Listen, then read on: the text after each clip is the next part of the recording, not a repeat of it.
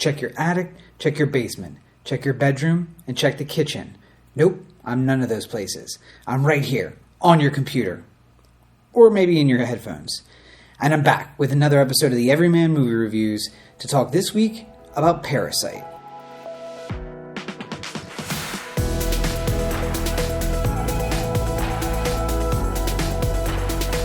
So I found myself in an interesting position this week because I think that I can find a lot in common with the main characters of our movie discussion this week, Parasite. I am currently squatting in an apartment in the Chinatown, downtown LA area, and I'm coming to you right now from the business center of that apartment building, recording very late at night so I can make sure and get an episode out for you on Thursdays. I've been seeing a lot of movies lately, and I am super excited to get into some of those on reviews. I'm hoping to have an opportunity to batch record a bunch, Lighthouse, Zombieland, and it looks like we're going to go see a couple more. Plus, I've been checking out a lot of stuff on Netflix. Disney Plus is now out.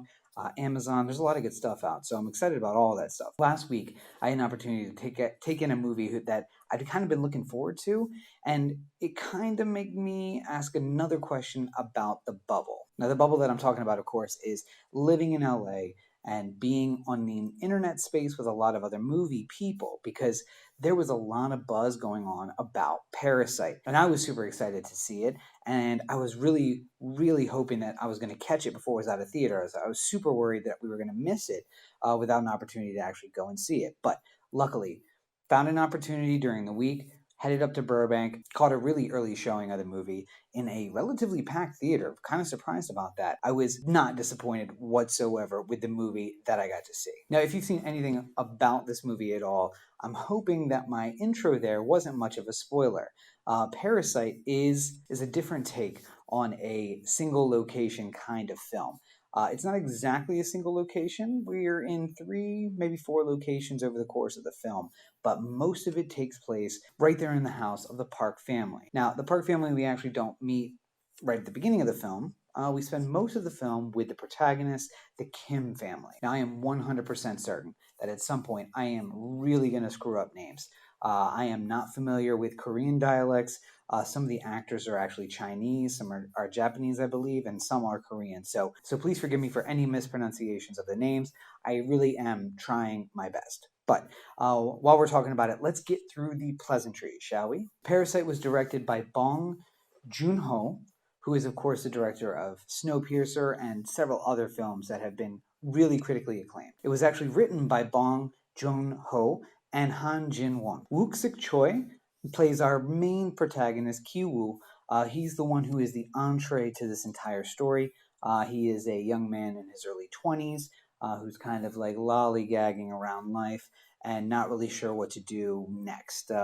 His friends are in university. His friend Min is in university, but he is considering doing that, but he's not really sure what to do with the rest of his life. And of course, he is joined by his sister, So-dam Park, plays Ki-jung. Kang-ho Song and Hye-jin play his mother and father, Kai-tek and Chung-suk. They are joined on the other side of this equation with the Park family, Yeo-jeong as Yong-kyo, and Sun-kyun Lee as Dong-ik. A really understated role in Parasite, I think, is the role of the daughter, Dae-hee, and she's played by Ji So-jung, and probably the scene stealer of all scene stealers in the movies I've seen in 2019, Jeong-eun Lee as Moon Gwang. And I will note that I think I changed over to the American or English Western pronunciations there. Bong Joon-ho is in the traditional last name first, but I think when I went through the actors, I switched to the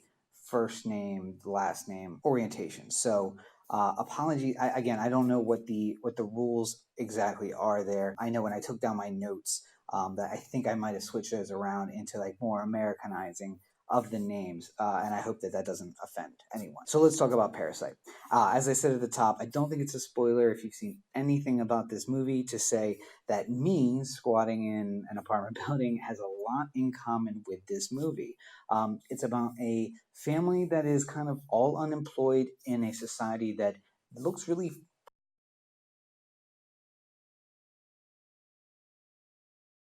kind of down on the unemployed. The family lives in a basement apartment, although we don't call it a basement apartment. We call it a semi-basement apartment, which just means that it's not underground, but it's half underground. And you don't really see it until later in the movie, but there's a really interesting kind of fact about this apartment where the toilet facility is actually up. And was trying to figure out early in the movie, I'm like, why would they make that choice? Like, is that really a thing in this part of the world? And it came to me later. Plumbing, certain rules apply. And there's a reason that it's in that position. So as I said, Ki-woo gets us into this story. He's a young man who's trying to figure out what he's going to do with his life, and his friend Min, who is about to go study abroad, abroad in this context being abroad from South Korea, not abroad from America. I do believe he said he's going to the West, which might be Europe, it might be America. I'm not entirely sure, but basically he has been acting as an English tutor for Dae-hee and the Park family, and he is looking for a replacement, someone to cover for him while he is away. And there are some devious reasons for this. The reasons he chooses Ki-woo are because he actually has a crush on the daughter, and maybe they were involved in some way. It's kind of unclear based on stuff that happens later. I tend to think that maybe that is true, but he thinks that Ki-woo is a safe replacement for him.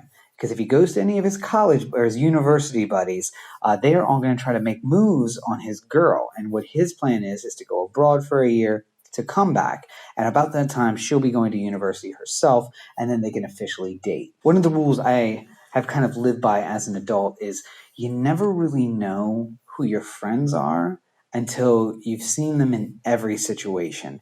And I think that is a rule that really would apply here between Min and Ki-woo. They know each other, but Min does not really know who he's dealing with. I think he thinks his friend is just like a friendly, kind of upstanding guy who belongs to a good family. And while all that is true, there is there's something else going on. And that is that this family is a family of survivors, and they are willing to do whatever it takes to survive. And in this world that Bong Joon-ho has set up, sometimes for some people to survive, it means latching on to someone stronger, maybe, someone richer, certainly, and someone more powerful than themselves, and finding a way to make a way using them. And I think that I don't want to say it's a statement about society, because it's not really a statement. It is a fact about society. There are a lot of people, I mean, honestly, myself included, anyone who is really just making a wage has placed their bets with someone else, and they're waiting and they're hoping that that bet is going to pay off. Now, Parasite is about an entire family kind of moving in on that bet, and they do so in a sinister way, and maybe there is, obviously some suspension of disbelief, and there has to be a story here, right? So we have to go a little further than they would, but I don't think that it's too far-fetched. I have to say, I have seen some of the previous movies. I mentioned Snowpiercer by Bong Joon-ho. I've seen that movie. I didn't know what to really expect going into this, and I was blown away. I was just drawn in almost from the first moment of the movie into this story. And, I can't say that I'm a huge fan of foreign language films with subtitles, but I almost forgot that I was watching a movie in Korean with subtitles by the end of it, because he did such a beautiful job of setting up shots and kind of like not telegraphing what the action is going to happen. But I know that South Korean cinema is much different than American cinema, and it's certainly going to be different now than what I grew up on and what I kind of like learned as cinema. But I think there are just eternal rules when it comes to humans and what we expect from the movies, and this movie delivered. It really had me. It drew me in, and like I said, I forgot.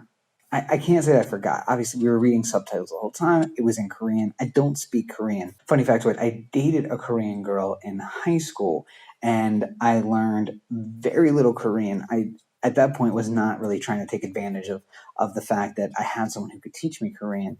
I learned how to say 안녕하세요, which is a like formal, polite way of saying hello to an elder.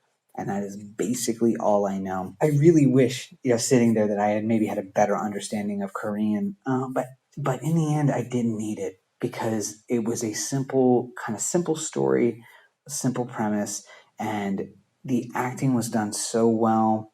it just drew you in. And like I said, I forgot I was reading subtitles and that I was watching a movie in Korean. So I do want to take a moment now to get into some spoilers from the movie. So if you haven't seen it, if you're going to see it, if you don't want spoilers, go ahead to go down and skip down to the next time down below, because the spoilers are going to start right here. So what to say about this movie? I didn't know what I was getting into, and I'm glad. Like, I knew that although there was all the raving about it and it was fantastic, but I don't think the advertising, the stuff that I did see and the reviews that I had seen really did an excellent job of showing what this movie is. Just one young man, Kiwoo, gets into this family and then slowly but surely brings his sister, Ki-jung, along, and then now they're bringing his dad in, Ki-tak, and then bringing mom in, Jung-suk, and they have set up, they are in like Flynn, right? Like, dad's going to be the driver. Mom's doing the housekeeping. The sister is doing art therapy, which I don't know if it was lost. I understand she was a good artist. When she was doing the forging of the papers, I understood that she was a good artist and she had a grasp on it. But how she dealt with this crazy kid and got him into what was essentially art therapy, I don't understand that. And I think maybe that was the one super confusing thing to me, how she made such a good connection. And maybe it's just that, like, that little con artist bit of them, she just turned it and played it on him and it worked. I mean, that could be it. I don't know. But the way that they played the family, the way that I don't know, I was enraptured by the way that they laid a trap so skillfully, so simply, and the Parks just kind of walked right into it. And you want to blame the Parks for being dumb. Like, I want to blame, Young-kyo for being, like, not a good mother and not a good housekeeper, or not housekeeper, really a good housewife, and not really knowing what she's doing. But in the end, I don't think that the character was as dumb as they wanted to portray her. She was just trusting. And she was a lot of people that I know. And a lot of those people would be taken advantage by a family who was out to try and get theirs no matter how hard it was. And that is what the Kim family was doing. When I thought I had everything figured out, Moon Gwang comes back in, and now I'm here. I'm here with Kiwoo, and maybe I am Kiwoo, and now I'm trying to figure out, like, what the hell is going on? And, like, doors are opening and these dudes are coming out, and it's insane. Leading from there to the ending, it makes me think of The Matrix, and the bullets are flying at Neo and he's doing that dodge thing that the agents can do, and you're just like, I don't know how they are getting through all of this, and then wham, stone in the head. Turns out they're not getting through all of this, right? Just when I think that, like, I know, all right, got it, been crazy, but I got a grasp on what's going to happen, and then I don't, then it wraps. And you think, like, oh, so that guy's not necessarily the bad guy, right? But then, wow, it's coming at you from the other. One last spoiler before we bring everybody back in. I don't know if it's something that I don't get about Korean cinema, or I don't know if it's maybe just I was looking for something I didn't like about the movie. But the ending left me feeling like a little empty. And I also, given Bong Joon-ho's history, I don't know if that was intentional too, but, like, that idea that we're living this little dream where Kiwoo is going to go and he's going to earn a lot of money, he's going to buy the house, and his dad's going to walk out. But then we realize, like, wait, we're not seeing the future, we're seeing his dream. It was so fulfilling, and then you ripped it away from us. I can't. I mean, it's like I'm so dumbfounded. It's a movie I want to see again. I'm hoping it's going to come to streaming. There's, like, so many twists and turns. Chung-suk drop kicking Moon Gwang down the stairs caught me by such a surprise. I laughed in the theater, and while everyone else gasped, and I was like, oh shit, I almost gave myself away as a psychopath. Who laughs at that? I mean, it was funny functionally, but, like, everybody else was like, oh my god, I can't believe it. And I was dying. She did that little side kick, pop, right back down the. Okay, so let's bring everybody back in. So we can kind of wrap this thing up. And so everybody's going to be back with us right now. All right, so this is already way longer than I thought it was going to be. I've been mulling this over in my mind, and I don't know. So about midway through, I think that I've got a grasp on what we're looking at here. Okay, movie's Parasite. This family has become basically a parasite. on the other family and you think, okay, I got to get a grasp. Where are we going to go with this? How are we going to wrap this up? They got everybody out of the house. Everything seems secure. And of course, that generally speaking, in the middle of the second act, the complex thing happens and throws it all into disarray. But I'm trying to figure out what it is that's going to happen. And I can't figure it out. Like, everything seems like it's wrapped up so tightly. I think that's something that is not done enough. That, it feels almost like we are reaching the end of the movie. We're reaching that culmination, and maybe we're about to get the happily ever after. Then it's yanked out from under us. And I know that's the concept. That is what that mid-second act break that twists everything is supposed to be. And I don't think it is done nearly as well on any examples as it was done in Parasite. Just excellently pulled the rug out, and so slyly. I know I've said this before too, but the being along on this journey of discovery, if you watched the last episode talking about Ready or Not, I said that was one of the things I loved about that movie, that I felt like I knew kind of what was going to happen, but at the same time, it was kind of this journey of discovery with Grace as she was, figuring out everything. And I feel like this was exactly the same. If this movie had been made in English, I think that theaters would be packed. There would be, I don't know the rating on Rotten Tomatoes. I don't know what people are saying outside of my little bubble of film lovers and film critics and, film reviewers, but people should go see this. It doesn't matter that it's a foreign language film, that you're reading subtitles. It is so good. If it was done in English, it would be blowing out box office records, I think. Just, it's so well done. And I can't really give it a bigger compliment than that. The ending, I think, left something to be desired. I think the thing I don't like about the ending is the very thing that the director intended, just to leave you empty, a lot like some of our characters. That you've been taking this ride with them, and you don't get to leave the theater fulfilled. They didn't get fulfilled. You don't get fulfilled. So maybe that was it. Maybe that's the realization I should come to. But I don't care if you don't like foreign films. If subtitles are a deal breaker for you, if you cannot function in a movie with subtitles, do not go see this. Obviously, it's got subtitles, so it's going to be a deal breaker for you. If you don't like a movie, if you like a movie that is going to be slow, kind of explain everything to you and treat everything very simply and not be complicated, don't go see this. But otherwise, if you are a human being with a beating heart and you like movies, I cannot recommend Parasite more. The acting is well done. It is shot beautifully. The soundtrack fits well. The story is amazing. Yeah, I almost said there's not a lot of movies that I sit in and say, why did I write this? That's not true. There is a lot of movies. There's more movies that I sit in and I'm like, I had this idea. Why did I not go follow through with this? Or I wrote this. Why did they get their resume and I didn't? This is truly a movie that I sat in and said, I think that this is beyond me. I wish that I could come up with something as complex and amazing as this, but I don't think I'm capable of it. Anyway, maybe that's the imposter complex. I don't know, but that's just where I was when I walked out of it. I went to see this with Corey, the other half of the OD Anthem podcast, and we don't talk about movies there, but we do talk about a lot of other things. New episodes every Tuesday on that podcast, but it took us getting all the way out to the car before we finally. Okay, let's try to chew on that big bite we just took.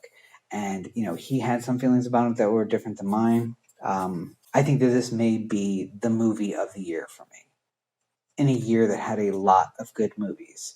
Now, I don't like to put the qualifier of like foreign film or foreign language film or anything like that.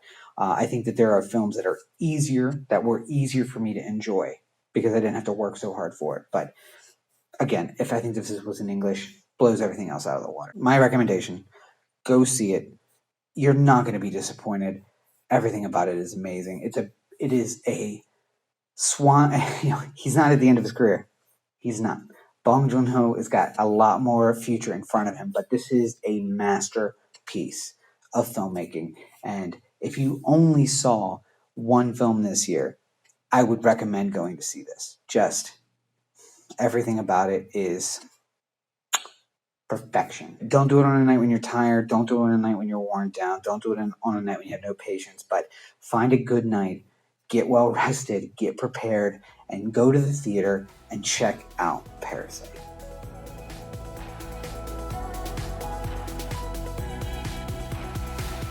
Well, there you have it, another episode of the Everyman Movie Reviews in the books. At the top, I do want to say a big thank you to my patrons. I could not do this without all your support. I'm running low on sleep and low on energy and low on vigor for life at this point, but just knowing that I have the group of you guys out there giving me your support and thinking about me and backing me so strongly really just gives me everything I need to push forward and continue to do all of these things that I'm doing, all the projects that I have going on and everything that I'm moving for. It's all worthwhile because of you, so thank you. And we always have more room for more people in that group, so if you would like to join and be one of my patrons, it's so easy to do. Go on over to patreon.com/Robert N. Cheek. That's patreon.com/Robert N. Cheek. You can sign up for any dollar amount, even $1 a month. Every little bit helps, and it just shows me that I have a group of people out there who are backing me. And that is, you can't really put a price on it, but I do. It's at least $1 a month. But you can sign up for other levels, and there's rewards at levels. All of it you can find there at patreon.com/Robert N. Cheek. Of course, you can find me for free on all social media at Robert N. Cheek on all your social networks: Facebook, Twitter, Instagram, Tumblr, Snapchat, everything at Robert N. Cheek. I've been starting to produce some funny videos over on TikTok. Come find me on TikTok. Follow me there. I might actually just put a compilation together of all the stuff I have eventually. Put it right here on the YouTube channel, but don't miss it. Don't wait. Go check it out on TikTok. Robert N. Cheek on TikTok. You can, of course, find these episodes in video form at YouTube, youtube.com/Rob Cheek. You can also find it in audio form as a podcast at anchor.fm/Everyman Movie Reviews. So no matter how you like to consume your content, audio only or visual, you have the option there. And hey, if you check out Anchor and you want to be a part of the show, it's easy. Just put an additional / in front, put message. You can leave me a voicemail, and with your permission, I'll use it on the podcast version of the show. These are essentially the same, but there are always little subtle differences. The audio is going to be a little bit different than the video. The video have a little extras. The audio have little extras. Why not check out both? Thank you guys so much for tagging along. I got so many videos I want to record, but not tonight because I am exhausted. But I'm going to go edit this up. It's going to be up tomorrow. I'm trying to keep up the pace of 2 videos per week, always on Thursday, and then another day during the week you'll get another video. So keep an eye out for that. Please share this with your friends. If you're watching on YouTube, like, subscribe, turn those notifications on so you know when a new video is coming out. If you're listening to this in podcast form, share it with your friends. It's so much easier on Spotify, on Anchor. You just hit the share button. You can put it on Instagram or Facebook. Let people know that you're watching or that you're listening, and leave me a message. Give me that feedback. Let me know how I'm doing. Let me know how you're feeling about the reviews and everything that's going on. With that, I'm going to wrap up the show. I wish I could say I'm going to bed, but I'm going to go edit this thing up and get it up for you tomorrow. So another episode coming later on this week, followed by a third one next Thursday. Every Thursday and once in between. Look for another episode of Rob Explains Everything coming soon. You have to find that in its own feed. It's not going to be here anymore. It's going to be on its own feed. So make sure you go check that out. And of course, if you want more of me, Oh the Anthem podcast, new episodes every Thursday, youtube.com/Oh the Anthem, ohtheanthem.com, anchor.fm/Oh the Anthem. You'll be able to find it all there. So please, guys, I hope you are having a fantastic time. I hope you're enjoying all of the content that I'm producing, and I hope you're going to come back next time for more. But until then, have a great week, everybody.